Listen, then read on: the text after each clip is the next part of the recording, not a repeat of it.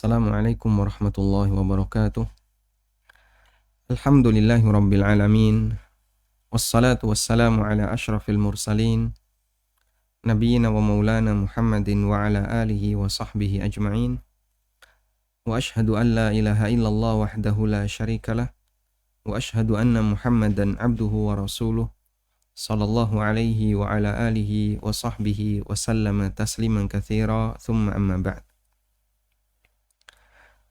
Alhamdulillah, kembali kita melanjutkan pelajaran rutin kita dengan membaca buku Pasar Muslim dan Dunia Maklar. Dan insya Allah di kesempatan kali ini kita akan melihat pasar di zaman Nabi Sallallahu Alaihi Wasallam. Bagi Anda yang memiliki bukunya, silahkan dibuka di halaman 14.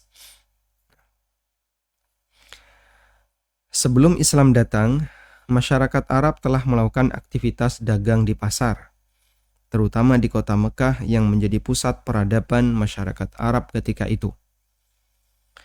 Dan Mekah menjadi pusat peradaban masyarakat Arab karena di Mekah terdapat Ka'bah yang itu merupakan ajarannya yang diyakini oleh masyarakat Arab sebagai peninggalan Ibrahim alaihissalam, dan mereka mengaku sebagai penganut ajaran Ibrahim alaihissalatu wassalam.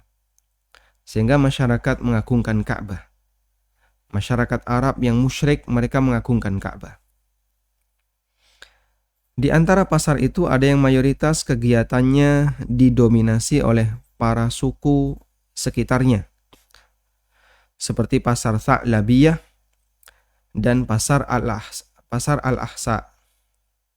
Ada juga pasar umum yang menjadi pusat perdagangan dari berbagai daerah di Jazirah Arab, seperti pasar Daumatul Jandal.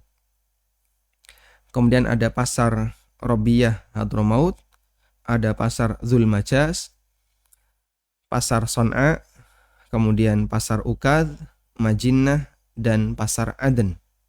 Ini beberapa nama pasar yang ada di sekitar Jazirah Arab.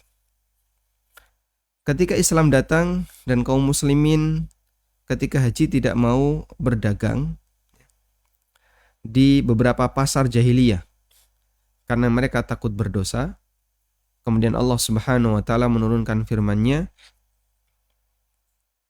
Laisa alaikum junahun an tabtaghu fadlan min rabbikum. Tidak ada dosa bagi kalian untuk mencari karunia atau rizki dari perniagaan min rabbikum, dari Tuhan kalian. Jadi karena mereka khawatir kalau saya berhaji kemudian saya ikut berdagang di pasar Ukad, ini ada di Mekah ya, kemudian pasar Majinnah dan beberapa pasar di sekitar kota Mekah, maka mereka menganggap bahwasanya itu adalah tindakan yang tercela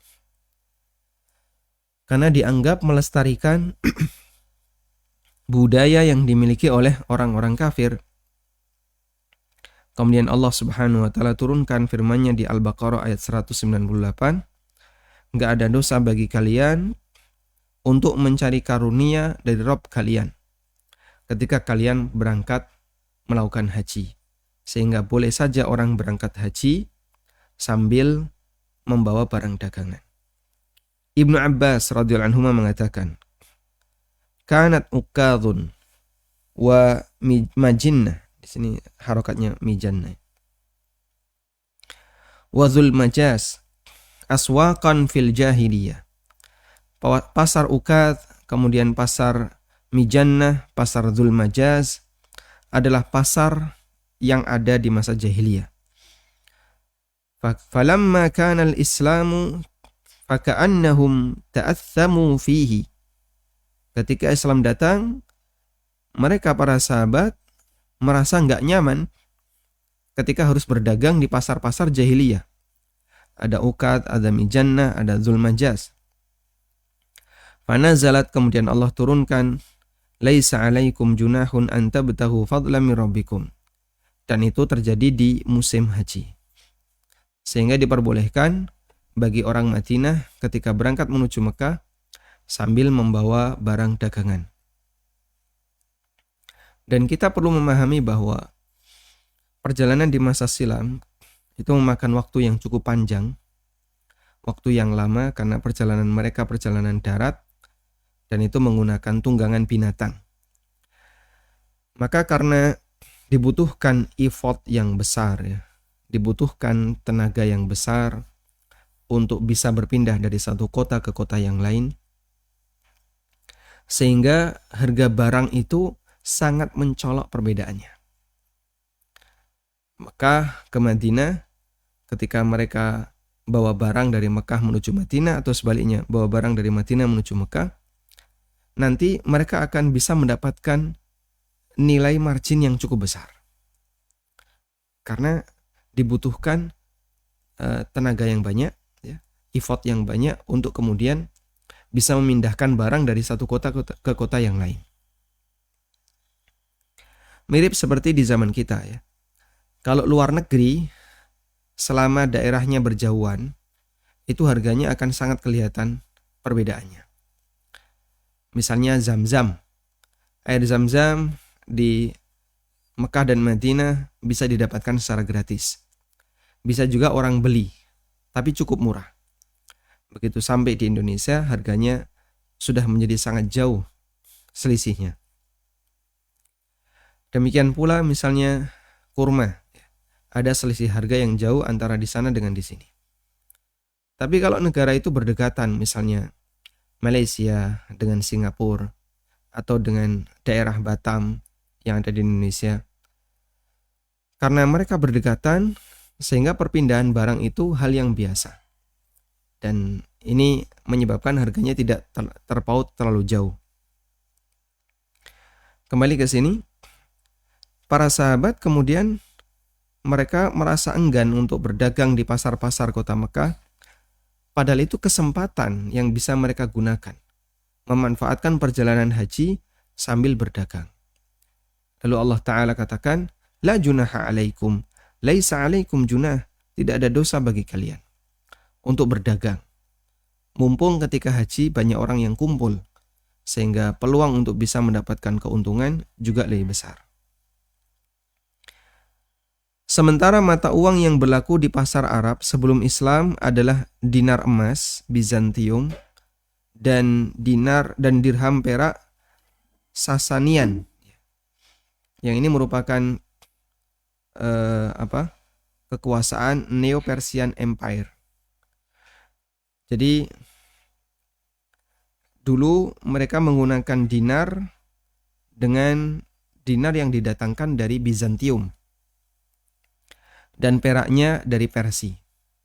Sehingga masyarakat Arab ketika itu tidak memiliki mata uang. Dan ketika sebuah negara itu masih baru, belum established, biasanya dia akan menggunakan mata uang negara yang lain. Seperti dulu ya, Indonesia lebih banyak menggunakan mata uang Belanda. Karena dipengaruhi oleh Belanda. Dan Belanda sudah punya mata uang. Kemudian sempat menggunakan mata uang Cina berupa koin-koin logam. Karena Cina sudah ada mata uang sementara Indonesia belum ada. Dan negara yang lain yang ketika dia baru berdiri, biasanya akan menggunakan mata uang dari negara yang lain. Baik, dan itu berlangsung sampai zaman Nabi SAW. Sehingga beliau tidak menciptakan mata uang, tapi mata uang dinar dan dirham itu berasal dari orang kafir, ya, dari orang Nasrani di Bizantium dan dari orang Persia yang mereka menggunakan dirham. Karena itu sebutan di masa silam, negara Romawi sebagai negara merah dan negara Persia sebagai negara putih karena penggunaan mata uangnya. Romawi banyak menggunakan emas dan Persia banyak menggunakan perak. Baik. Berikutnya kita akan mengenal beberapa pasar di zaman jahiliyah. Ada beberapa pasar yang berada di Jazirah Arab dan pasar ini memiliki fungsi yang berbeda-beda. Di antaranya, yang pertama adalah pasar Hubasyah. Pasar ini merupakan salah satu pasar terbesar di Madinah, khusus untuk jual beli budak. pasar Hubasyah bahkan dianggap sebagai pasar jahiliyah yang terakhir dibongkar. Selanjutnya kita beralih ke 3 pasar di Mekah, yaitu Ukad, Mijannah, dan Dzilmajaz. Ketiga pasar ini digelar bersamaan dengan waktu kegiatan haji.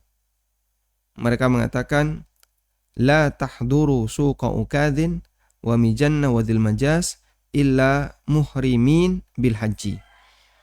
Yang hadir di pasar Ukad, Mijannah, dan Dzilmajaz hanyalah orang-orang yang ikhram untuk berhaji.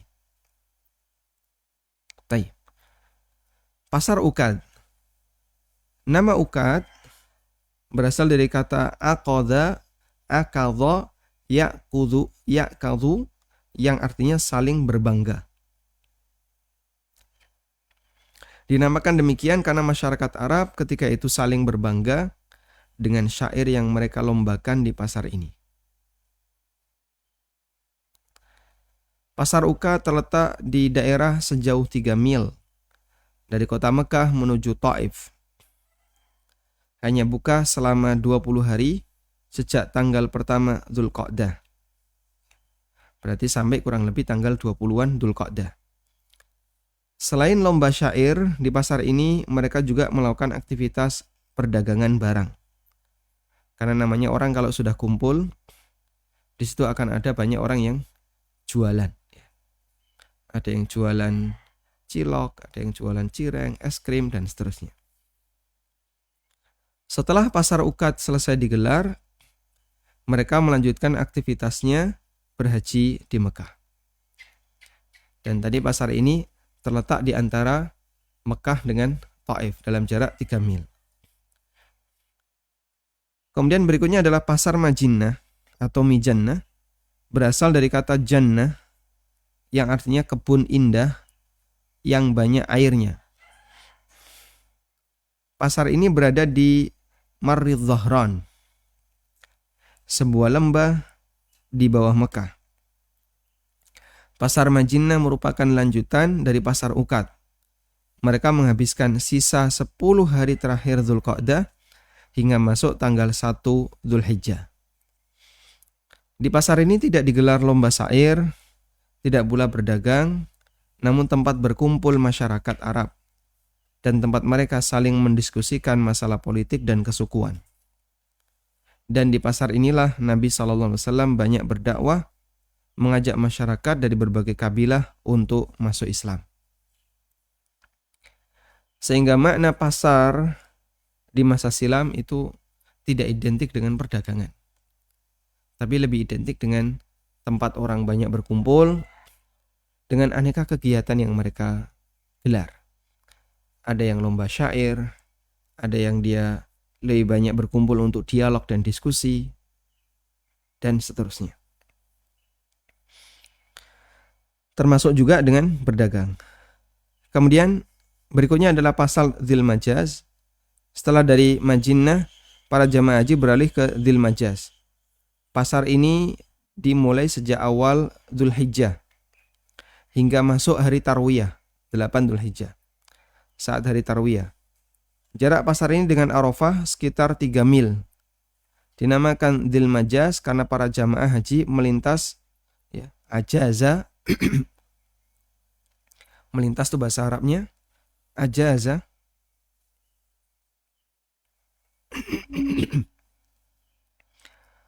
Karena para jamaah haji melintas melalui pasar ini menuju Arafah. Pasar ini khusus untuk pamer bahasa, syair, dan berbagai ilmu pengetahuan masyarakat Arab. Pasar ini dianggap pasar terpenting kedua setelah Ukad. Dan ini referensi yang kita gunakan. Aswaqul Arab fil Jahiliyah, ditulis oleh Dr. Ibrahim Iwad, dan ini merupakan artikel yang diunggah di web al-alukah.net. Baik. Kita lanjutkan. Pasar Muslim Madinah. Tadi adalah pasar jahiliyah. Dan kita tidak banyak berkepentingan selain hanya catatan-catatan sejarah yang barangkali kita sama sekali tidak memiliki kepentingan. Kita beralih ke pasar Muslim Madinah. Ketika Nabi SAW tiba di kota Madinah, umumnya penguasa pasar ketika itu adalah Yahudi. Di antaranya adalah pasar di daerah Jisr, milik Bani Qainuqa. Sementara Yahudi punya prinsip bahwa riba boleh dipraktekkan dengan selain Yahudi. Allah berfirman menceritakan beberapa pelanggaran yang dilakukan oleh Yahudi. Wa akhdhihimur riba wa qadnuhu anhu. Yahudi itu makan riba padahal mereka sudah dilarang untuk makan riba. Al-Mawardi menjelaskan, Innar riba lam yahilla fi syariatin qat. Riba itu tidak disyariatkan, tidak dihalalkan dalam semua syariat. Berdasarkan firman Allah Ta'ala, wa akhdhihimur riba wa qadnuhu anhu. Yakni maksudnya adalah fil kutubis sabiqah. Riba itu sudah dilarang di kitab-kitab masa silam sebelum Al-Quran. Riba dilarang dalam Taurat, riba dilarang dalam Injil, dan kitab-kitab masa silam. Allah haramkan riba kepada Yahudi, dan mereka mengetahui hal itu. Dan mereka wayanhauna anhu, dan mereka melarang melakukan praktek riba fima bainahum, di antara sesama Yahudi. Jadi kalau Yahudi, utang Yahudi nggak boleh ada riba. Lakinnahum yubihunahu ma'a ghairihim, tapi mereka membolehkan riba jika dipraktekkan dengan selain Yahudi. Sehingga kalau Yahudi ngutangi selain Yahudi, boleh ada riba. Tapi kalau Yahudi ngutangi Yahudi, tidak boleh ada riba. Dan ini bentuk rasisme yang mereka miliki. Selama para Yahudi ini masih berkuasa, akan sulit membersihkan pasar dari kebiasaan buruk Yahudi. Sehingga kaum muslimin membuat pasar baru. Diriwayatkan dari Abu Usaid As-Sa'idi radhiyallahu anhu, Rasulullah SAW beliau pernah mendatangi pasar An-Nabil. Beliau datangi pasar An-Nabil. Lalu beliau perhatikan kegiatan yang ada di sana, kemudian beliau bersabda, "Laisa hadza lakum bisuq." Ini bukan pasar yang cocok untuk kalian. Kemudian beliau mendatangi pasar yang lain, lalu beliau perhatikan kegiatan yang ada di sana, kemudian beliau bersabda, "Laisa hadza lakum bisuq." Ini bukan pasar yang cocok untuk kalian. Kemudian beliau kembali ke sebuah pasar, beliau berkeliling di sana, lalu beliau bersabda, "Hadza suqukum fala yuntaqasanna wala yudrabanna alaihi kharaj." Ini adalah pasar kalian. Karena itu jangan dibubarkan dan jangan ada pajak untuk kegiatan jual beli di sana. Sehingga dulu Rasulullah SAW menunjuk sebuah tempat sebagai pasar agar kaum muslimin bisa kerjasama dalam rangka untuk menjaga pasar itu sehingga tidak ada potensi keburukan yang masuk. Inilah yang kita sebut sebagai pasar prototipe untuk kegiatan pasar yang dulu ditunjuk oleh Nabi SAW. Tayyib. Di zaman kita memang tidak ada pasar muslim dalam arti telah menerapkan 100% aturan syariat Islam. Yang ada adalah pasar yang pelakunya mayoritas muslim. Dan di sekitar kita pasar-pasar pelakunya mayoritas muslim. Sehingga sebenarnya perubahan yang kita inginkan, kita bukan membuat pasar baru. Tapi kita ingin edukasi itu bisa sampai ke pelaku pasar-pasar rakyat. Bisa sampai ke pelaku pasar yang ada di masyarakat. Setelah mereka teredukasi dengan baik, semoga terjadi perubahan yang baik di pasar itu. Nah, disebutkan dalam riwayat yang lain, juga dari Abu Usaid radhiyallahu anhu bahwa Nabi SAW pernah meminta para sahabat untuk mencari tempat digunakan sebagai pasar. Lalu ada sahabat yang melaporkan, bi abi anta wa ummi inni qad ra'aitu maudi'an lisuq. Bapak dan ibuku sebagai tebusannya, aku melihat ada tempat yang cocok untuk pasar. Afala tanduru ilai? Apakah Anda bersedia untuk melihatnya? Kemudian Nabi SAW mendatanginya dan beliau menyukainya. Kemudian beliau hentakkan kakinya di tempat itu sambil bersabda, ni'ma suqukum hadza fala yuntaqad fala yuntaqad wala yadribna alaihi kharaj. Sebaik-baik pasar kalian adalah pasar ini, karena itu jangan dibubarkan dan jangan ada pajak untuk kegiatan jual beli di sana. Karena begini ya, ketika pasar itu bebas dari pajak,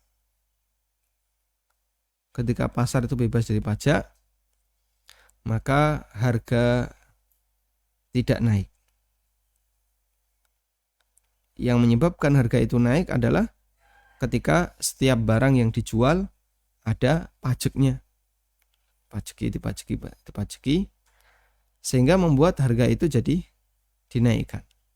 Karena pasti include dengan pajak.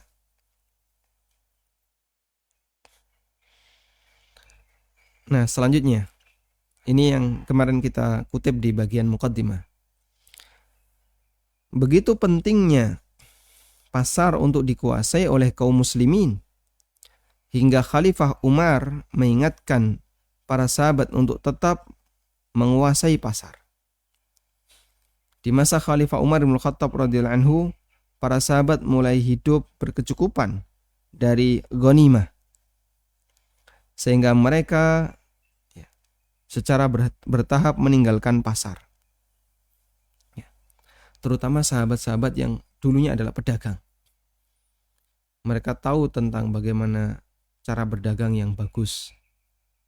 Tapi karena mereka sudah mendapatkan banyak harta dari ghanimah, ngapain dagang? Namun Khalifah Umar radhiyallahu anhu mengingatkan mereka bahwa jika mereka membiarkan pasar dikuasai orang lain, akan mengakibatkan kaum muslimin tergantung pada orang lain. Sehingga kalau kaum muslimin terlalu bergantung kepada Yahudi, kepada Nasrani, itu bisa menyebabkan mereka bisa dikendalikan oleh orang non-muslim. Baik misalnya transaksinya, kemudian praktek riba, goror, dan seterusnya. Athar ini diriwayatkan oleh Ibnu Syabbah An-Numairi dalam Tarikh Madinah. Athar di atas mengingatkan kondisi umat Islam dewasa ini yang membiarkan pasar dikuasai oleh non-muslim. Sementara kaum muslimin lebih mengutamakan mencari rizki di perkantoran, karyawan pabrik, atau perusahaan di posisi sebagai pekerja atau buruh. Karena masyarakat kita lebih senang berangkat rapi, pulang rapi.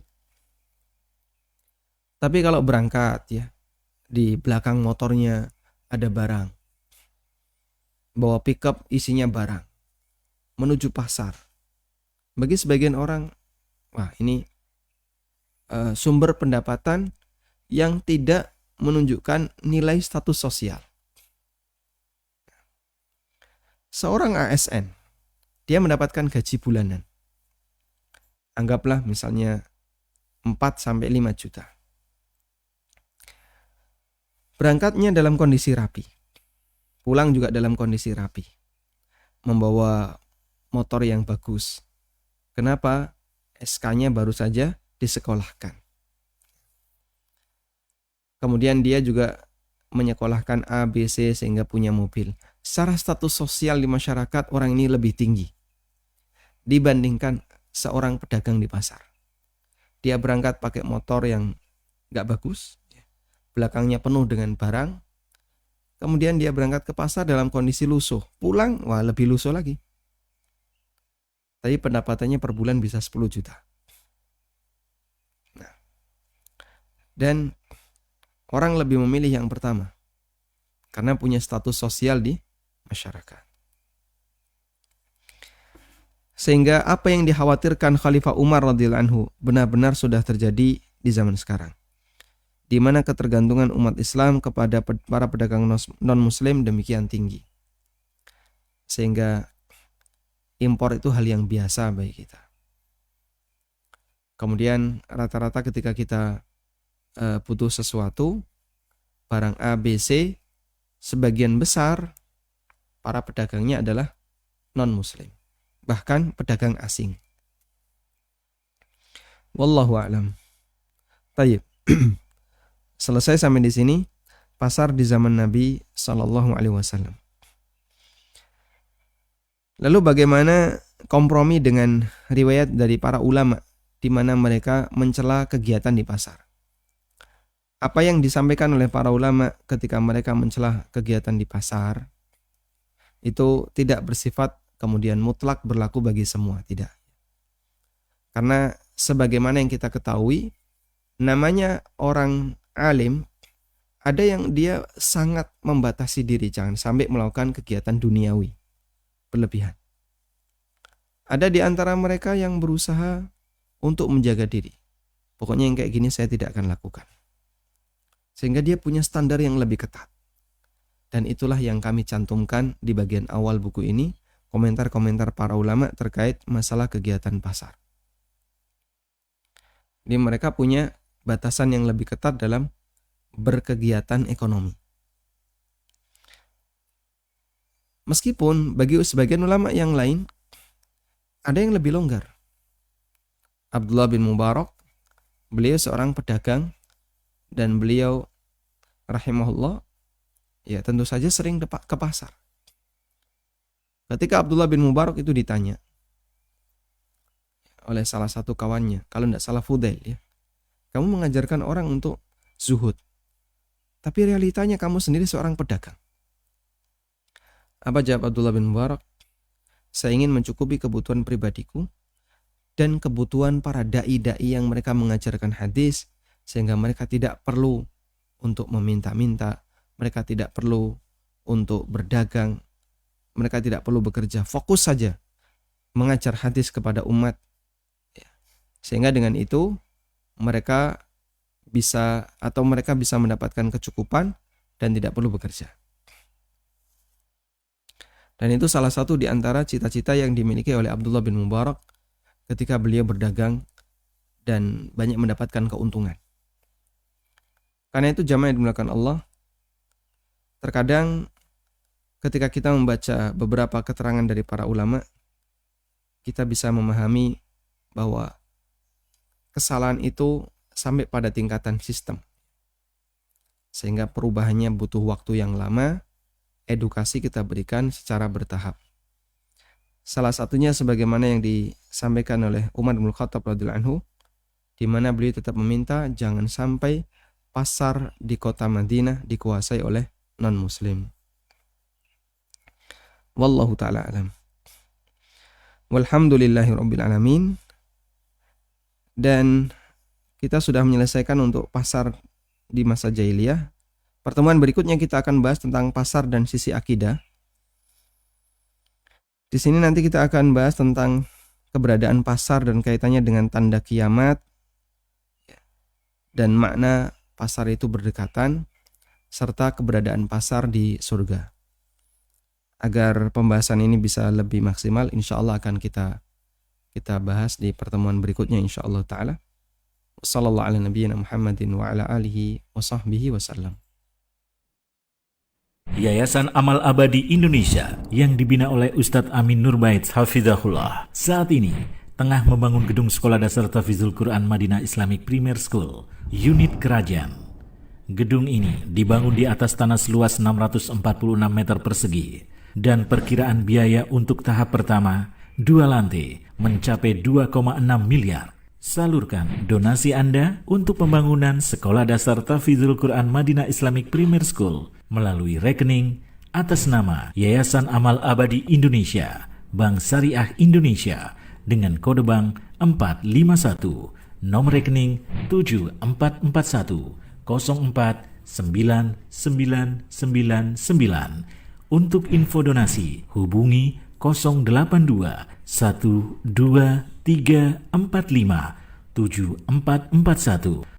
وما أنفقتم من شيء فهو يخلفه وهو خير الرازقين.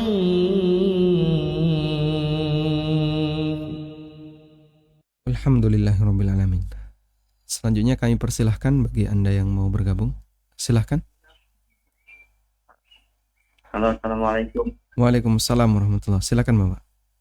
Ya, anak Hari di Cikarang, Ustaz. Silakan Pak Ari. Saya mau bertanya tentang transaksi jual rumah. Jual beli rumah. Iya, si pemilik rumah menentukan harga sebesar contoh 550 juta.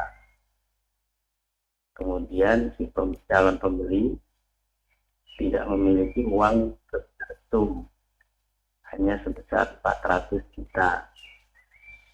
Kemudian sisanya dia akan mencari tambahan dengan menjual tanah.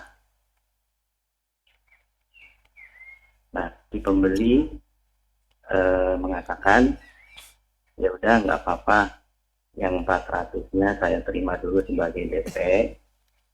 Kemudian sisanya nanti menunggu tanah bapak pelaku. Tapi dengan syarat si pemilik rumah ini menetapkan syarat selama belum dilunasi, maka si pemilik rumah akan tetap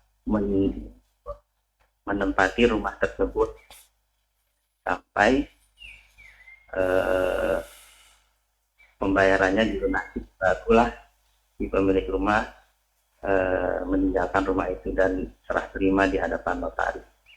Apakah DP sebesar ini boleh catat dan jual beli seperti ini boleh dengan menempati rumah sampai lunas bagi si pemilik rumah?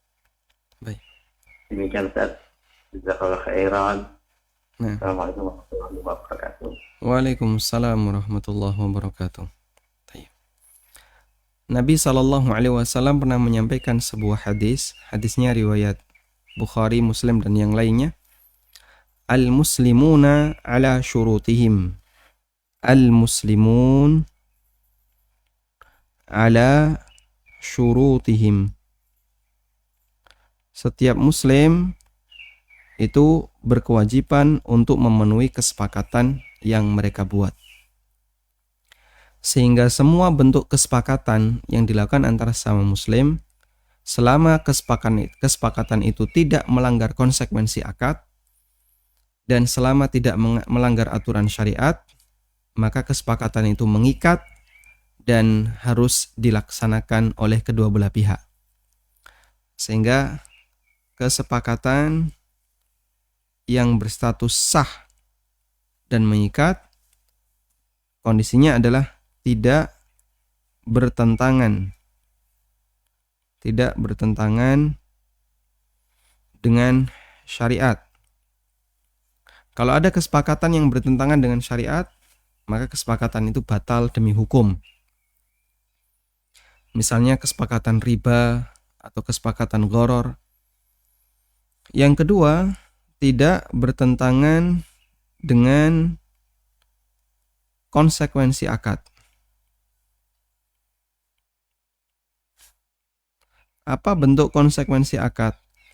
Kalau bentuknya adalah akad jual beli, konsekuensi akad itu berbeda-beda tergantung jenis akadnya. Untuk akad jual beli, konsekuensinya adalah terjadi perpindahan hak milik. Sehingga kalau sudah dilakukan akad jual beli, maka terjadilah perpindahan hak milik.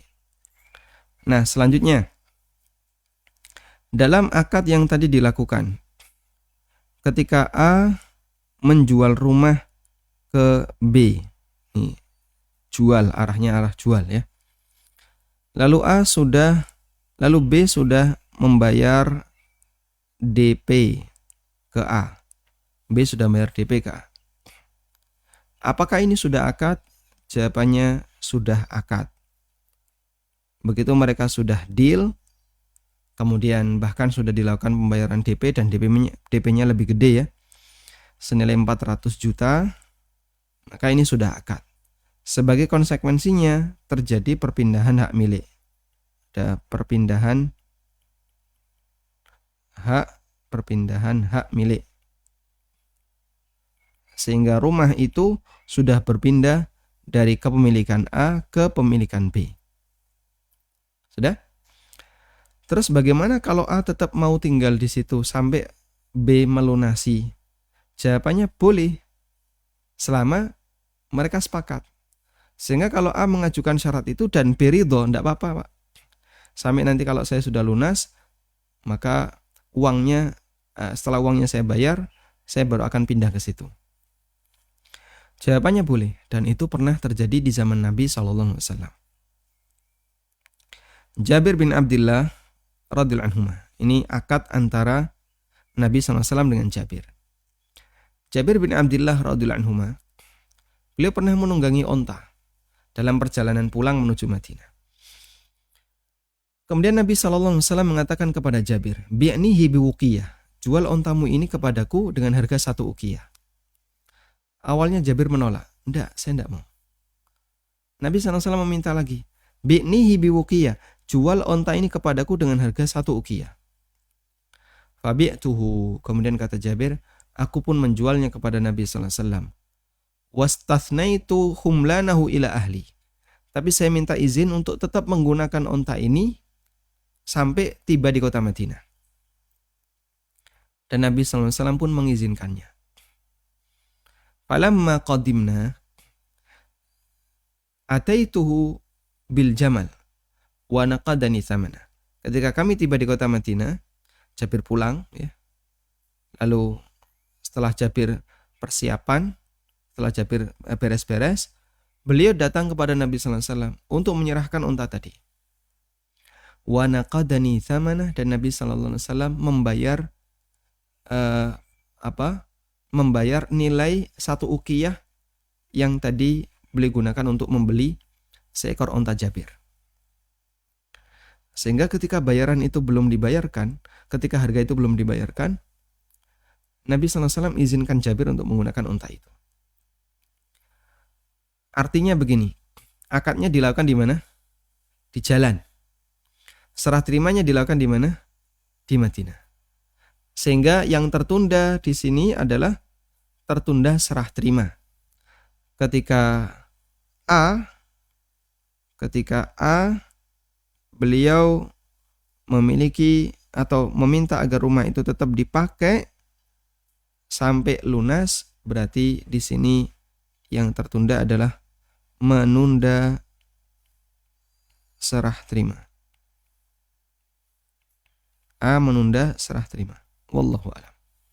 Sehingga dalam hal ini diperbolehkan dan bukan termasuk kesepakatan yang terlarang. Nah, wallahu a'lam. Bismillah. Assalamualaikum Ustadz. Waalaikumsalam warahmatullahi. Seperti yang disampaikan sahabat Umar untuk menguasai pasar. Saat ini pasar bisa diartikan penguasaan teknologi. Teknologi saat ini dikuasai Yahudi. Muslimin tergantung Yahudi. Gimana komentar Pak Ustadz terhadap hal ini? Masya Allah. Ya seperti yang kita tahu, pasar kan ada yang offline, ada yang online kalau zaman sekarang. Di masa silam pasarnya pasar offline, hanya offline. Dan peran kaum muslimin dalam menguasai pasar offline seperti yang dilakukan Nabi SAW itu membuat pasar yang baru. Sehingga pasar-pasar Yahudi ditinggalkan. Sekarang pasar ini silahkan kalian gunakan untuk pasar kaum muslimin. Dan beliau minta jangan dibubarkan. Beliau juga minta jangan ada pajak di pasar ini. Itu pasar offline. Bagaimana kalau online? Kalau online sebenarnya sangat mungkin orang membuat pasar yang baru. Sehingga membuat sistem yang baru di pasar online sangat mungkin. Ya, meskipun butuh effort yang besar ya. Butuh tenaga yang banyak, biaya yang besar, bakar-bakar duit.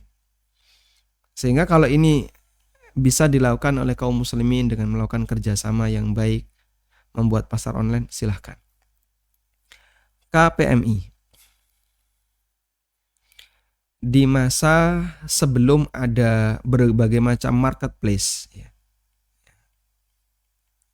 Dulu ada beberapa marketplace yang sekarang tidak ada. Sekarang sudah nggak kelihatan. Ada Plaza, ya. Plaza.com atau apa itu punyanya Telkom, dan ini bubar. Ada Rakuten ya, yang ini dari Jepang. Dan waktu itu KPMI sudah punya bursa muslim. Ini termasuk yang mengawali pembuatan marketplace. Cuman teknologi ini lahir, bursa muslim ini lahir sebelum orang banyak punya Android. Jadi ketika itu HP Android tidak semarak sekarang. Ada HP Android yang tapi kecil-kecil deh. Dan itu yang punya masih sedikit. Masih di zaman BBM ini. Ini zaman BBM ya.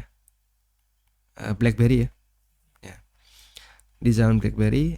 Dan orang kalau mau mengakses internet rata-rata ya pakai PC. Sehingga ini lahir sebelum orang punya seperti ini. Bahasa kita ya prematur gitu ya. Sehingga waktu itu ketika bursa muslim ini lahir dan sudah mengeluarkan effort yang banyak, biaya yang banyak, ya penggunanya tidak banyak. Akhirnya muncul belakangan pasar atau marketplace yang lebih bagus, bersamaan pula dengan banyaknya orang yang memiliki HP Android. Sehingga dengan lahirnya itu bursa muslim menjadi tidak begitu nampak. Dan sampai sekarang masih dipertahankan oleh KPMI. Namun ya jelas kalah jauh dengan yang dimiliki oleh yang lain ya. Ada Shopee, ada Tokped, Bukalapak dan seterusnya. Ini jauh lebih dulu ya. Cuman karena ya masalah biaya, kemudian apalagi masalah penggunaan dan seterusnya, kita jadi kalah saing. Dan dulu bursa muslim sudah menerapkan sistem escrow sebelum yang lain mengenal sistem escrow. Dulu sudah ada Tokped, dan sebelum mengenal sistem escrow ya mereka langsung berhubungan dengan penjual. Kita sudah menggunakan sistem escrow. Nah, dengan ini akan mengamankan bagi para konsumen. Ya kita berharap semoga ini nanti bisa diperbesar lagi. Ya setidaknya kita mulai dari dari sisa-sisa tenaga yang ada, semoga bisa memberikan manfaat bagi umat. Nah, silahkan. Assalamualaikum Ustaz. Waalaikumsalam warahmatullahi. Silakan Bapak. Jadi saya mau nanya, saat ini kita kan punya pasar offline. Nah, kita mau online kan dengan buat platform semacam GoFood atau GoSend gitu, tapi kita hanya menjual daging sapi. Kemudian kita menerima pesanan H-1, kemudian kita kirim ke esokan harinya. Apakah itu dari menjual barang yang tidak dimiliki? Itu pertanyaan ke-1. Bapak posisinya menjual daging ya? Iya. Baik. Belum disembelih di H-1 ini? Belum. Tapi ayamnya ada, sapinya ada? Daging sapinya ada. Ada ya? Baik. Jadi kita ngambil lagi dari supplier yang besarnya. Oh begitu. Baik. Iya. Maksud pertanyaan kedua, untuk harga offline dan online kita bedakan Ustaz. Karena kita kalau online harus bayar server segala macam, terus iklan. Itu aja sih Ustaz. Baik. Assalamualaikum warahmatullahi wabarakatuh. Jazakallahu khair. Waalaikumsalam warahmatullahi wabarakatuh. Yang kami pahami wallahu taala alam, selama Anda sudah memiliki barang yang siap untuk dijual, namun ketika ada order itu Anda layani untuk keesokan harinya, insya Allah keberadaan barang yang sudah Anda miliki tidak menyebabkan akadnya menjadi menjual barang yang belum dimiliki atau baik kali bil kali. Sehingga tidak masalah dengan skema sebagaimana yang tadi Bapak sampaikan. H-1 besoknya baru dilayani. Insya Allah boleh. Kemudian yang kedua, terkait masalah harga offline dan online dibedakan. Nggak jadi masalah. Sehingga harga online lebih mahal dibandingkan offline, silahkan. Sebagaimana kita boleh menjual dengan harga yang berbeda pada orang yang berbeda atau pada orang yang sama. Wallahu a'lam. Assalamualaikum Ustadz. Waalaikumsalam warahmatullahi. Saya mau bertanya tentang kasus jual beli tadi antara Jabir bin Abdillah dan Nabi Muhammad SAW. Yang saya mau tanyakan adalah, saya pernah mendengar hadis tentang larangan jual beli hutang dengan hutang. Mohon pencerahannya Ustadz. Baik. Coba kita baca hadis Jabir.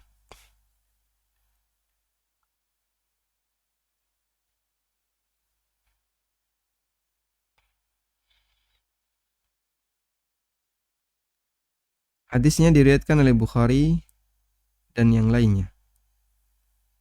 Kita tunggu.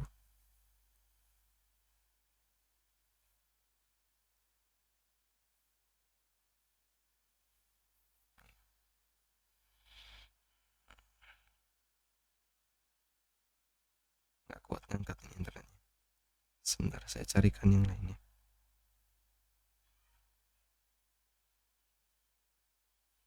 Alhamdulillah.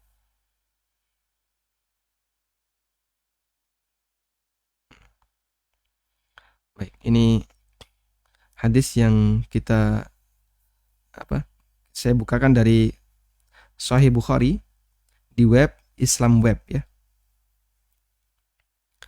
Hadisnya riwayat Bukhari, ada di Sahih Bukhari dan dikasih syarah Fathul Bari di bagian bawahnya ini. Bagian bawah ini adalah dari Fathul Bari. Kita baca hadisnya. Dari Amir, beliau mengatakan haddatsani Jabir. Saya mendapatkan berita dari Jabir radhiyallahu anhu.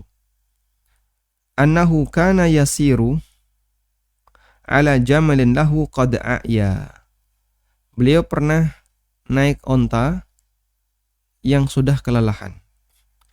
Famarran Nabiyyu sallallahu alaihi wasallam, lalu Nabi sallallahu alaihi wasallam bertemu dengan Jabir. Jadi Rasulullah sallallahu alaihi wasallam pemimpin rombongan dan beliau berada di belakang. Dan pemimpin dianjurkan untuk berada di belakang. Pemimpin rombongan. Jadi yang di depan pengarah jalan, tapi pemimpin rombongan di belakang. Tujuannya apa? Agar bisa menyusul kalau ada salah satu anggota rombongan yang ketinggalan. Fadarabahu fada'alahu. Lalu dipukul, onta itu dipukul oleh Nabi sallallahu alaihi wasallam dan didoakan oleh Nabi sallallahu alaihi wasallam. Fasara bisairin lam yasir mithlahu. Kemudian onta itu bisa berjalan cepat, belum pernah laisa yasiru mithlahu, belum pernah dia berjalan secepat ini. Tsumma qala, kemudian Nabi sallallahu alaihi wasallam mengatakan, bi'nihi biwuqiyah. Jual onta itu kepadaku dengan harga 1 uqiyah. Qultu la, kata Jabir, saya tidak mau. Lalu Nabi sallallahu alaihi wasallam berkata lagi, bi'nihi biwuqiyah. Jual onta itu dengan harga 1 uqiyah. Fabi'tuhu fastasnaitu humlanahu ila ahli. Aku pun menjualnya kepada Nabi sallallahu alaihi wasallam dan aku minta syarat agar boleh menggunakan onta ini sampai ke rumah. Falamma qadimna, ketika kami tiba di Madinah, ataituhu bil jamal wa naqadani thamana. Aku antarkan onta itu kepada Nabi sallallahu alaihi wasallam dan beliau melunasi pembayarannya. Baik. Pelajaran yang bisa kita ambil dari hadis Jabir. Hadis onta Jabir.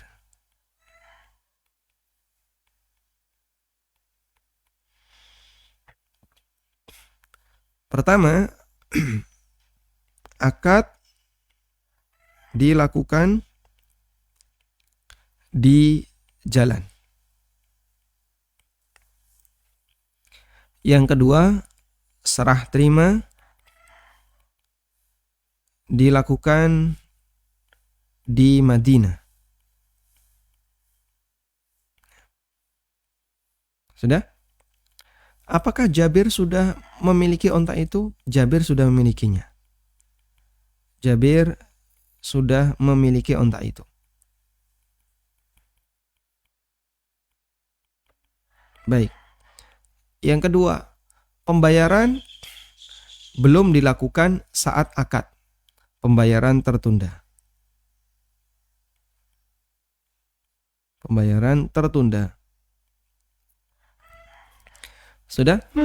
Sehingga di sini kita bisa lihat ada dua yang tertunda. Pertama adalah serah terima tertunda, pembayaran tertunda. Apakah ini masuk dalam kategori bai'ul kali' bil kali'? Ulama mengatakan jual beli kali' bil kali' itu berlaku dengan 4 kriteria. 1. Penjual belum memiliki barang. Penjual belum memiliki barang.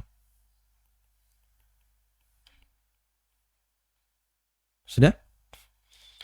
Yang kedua, penjual bukan produsen. Kalau penjual produsen, akadnya jadi akad istisna. Tapi karena penjual bukan produsen, maka akadnya bisa kali' bil kali'. Yang ketiga, sudah dilakukan akad. Sudah dilakukan akad. Yang keempat, harga tidak tunai. Kalau 4 ini terpenuhi, maka dia menjadi baik kali' bil kali', jual beli utang dengan utang. Sudah?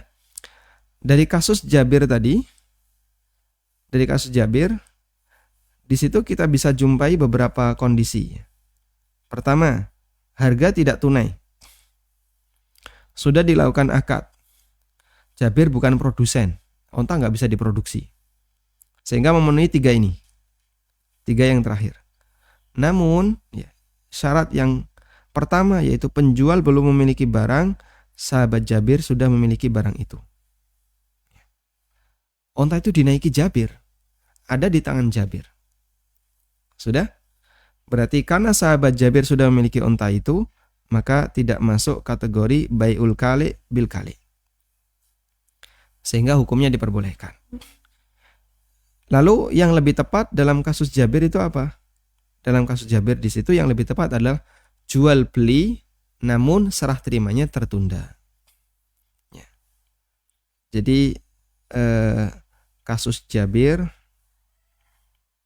kasus onta Jabir itu bentuknya adalah jual beli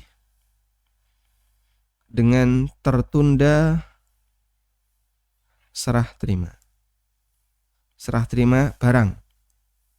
Yang ini boleh, hukumnya diperbolehkan.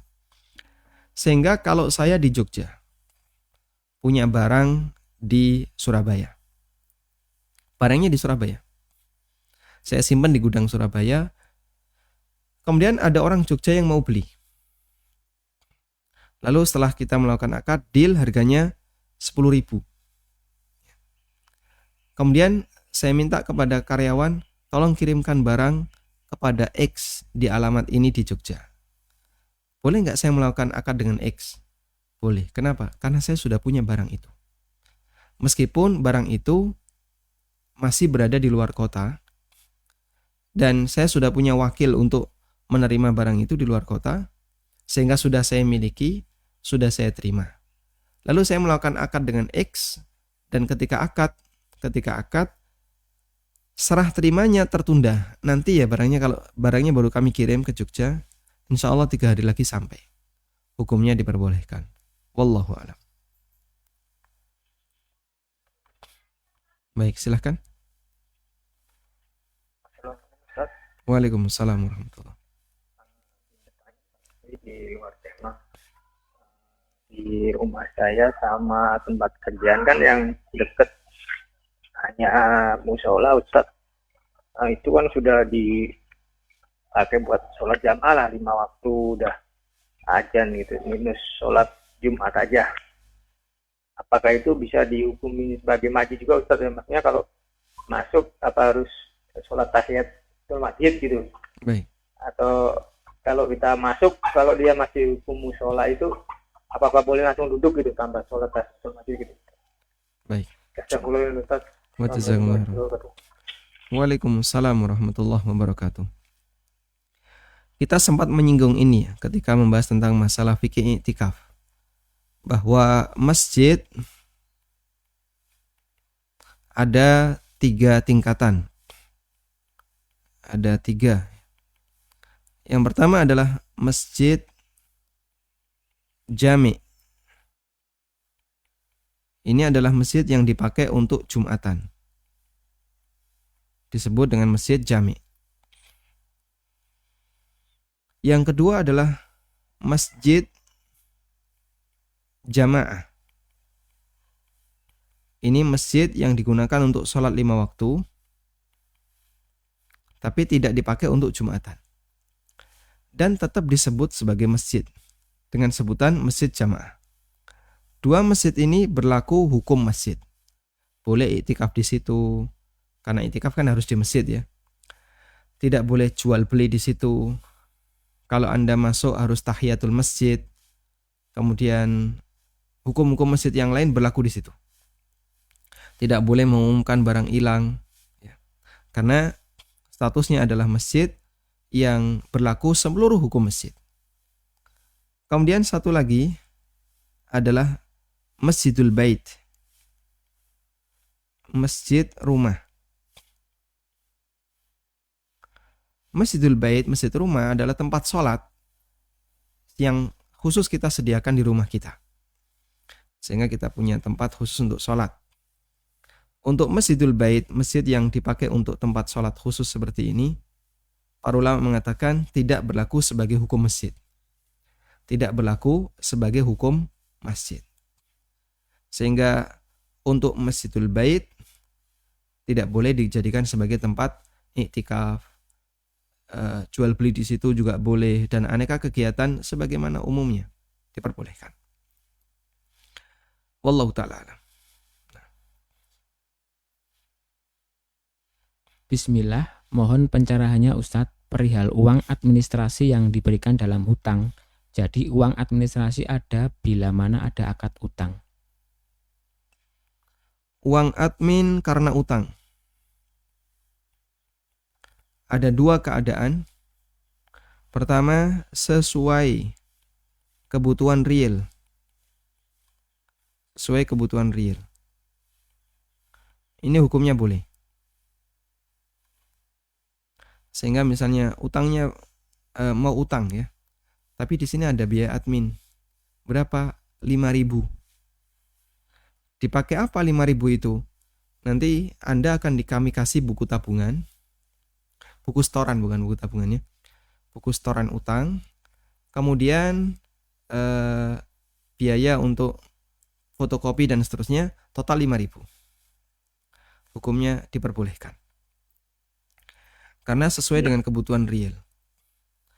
Yang kedua, melebihi kebutuhan real. Melebihi kebutuhan real. Baik, ini riba. Sehingga yang boleh diambil hanya sesuai kebutuhan real. Wallahu a'lam. Baik, silahkan. Assalamualaikum Ustaz. Waalaikumsalam warahmatullahi. Saya mau tanya Pak Ustaz. Saya ini ada belanja di toko. Jadi belanja itu tidak ada saya berunding tentang minta fee atau saya minta bagian daripada hasil belanja itu. Tetapi setelah selesai belanja, semua selesai dibayar hutangnya, itu dari pihak toko maupun pihak yang saya belanjain, dia memberikan istilahnya uang sama saya. Ini asalnya uang pulsa, gitu kan. Jadi bagaimana hukumnya? Karena saya tidak ada perjanjian sama sekali dan harga pun itu sesuai dengan umumnya. Jadi saya tidak ada nego, tidak ada perjanjian. Saya dikasih uang pulsa sama tengkulak tersebut. Jadi bagaimana hukumnya? Bapak Terus belanja ya, untuk kepentingan pribadi atau kantor? untuk kepentingan desa, untuk kepentingan desa. Desa ya. Iya. Baik. Ya, terus yang kedua, jarak untuk bisa sholat qashar dan jamak sebagai safar itu berapa kilo? Karena saya ada yang dengar 12 kilo, ada yang 90 kilo. Jadi saya ingin tahu dalilnya yang benar itu yang berapa kilo, Pak Ustaz. Baik. Demikian ya, Pak Ustaz. Terima kasih. Barakallahu fikum. Fiikum barakallah. Baik. Tayyib. Yang pertama, untuk fee yang diberikan oleh pihak tengkulak atau pihak toko ya. Di mana ketika Bapak mengambil barang di situ, kemudian Bapak dikasih fee, jawabannya boleh untuk diterima. Ini adalah fee yang halal ya. Sehingga baik ada perjanjian maupun tidak ada perjanjian, insya Allah tidak masalah. Yang saya maksud ada perjanjian adalah ada kesepakatan. Nanti kalau saya jadi beli semuanya dengan jumlah sekian, saya dikasih diskon berapa, atau dikasih fee apa, dan seterusnya. Ketika Bapak mendapatkan fee seperti itu, yang mereka sebut uang pulsa, ini boleh untuk diterima. Satu. Dan selanjutnya yang kedua, boleh untuk diterima, tapi ini menjadi hak siapa? Menjadi hak subjek atau objek yang menjadi sasaran belanja. Maksud saya adalah Bapak belanja untuk siapa? Kalau Bapak belanja untuk pribadi, maka uang pulsa itu boleh untuk pribadi. Tapi kalau belanja itu untuk desa atau untuk instansi atau untuk kantor, maka bonus itu, potongan itu diberikan kepada instansi kantor yang telah mewakilkan Bapak untuk belanja. Selanjutnya dikembalikan kepada kebijakan mereka, apakah uang itu akan diberikan kembali ke kita ataukah dipakai untuk kas desa, kembali kepada kebijakan pemerintah desa atau yang berwenang di sana. Wallahu alam, itu yang saya pahami. Sehingga fee di sini boleh untuk diterima, tapi diserahkan kepada desa yang memberikan mandat bagi Anda untuk belanja. Selanjutnya pertanyaan yang kedua tentang jarak qashar. Berapa sih jarak qashar? Jawabannya adalah bahwa jarak qashar,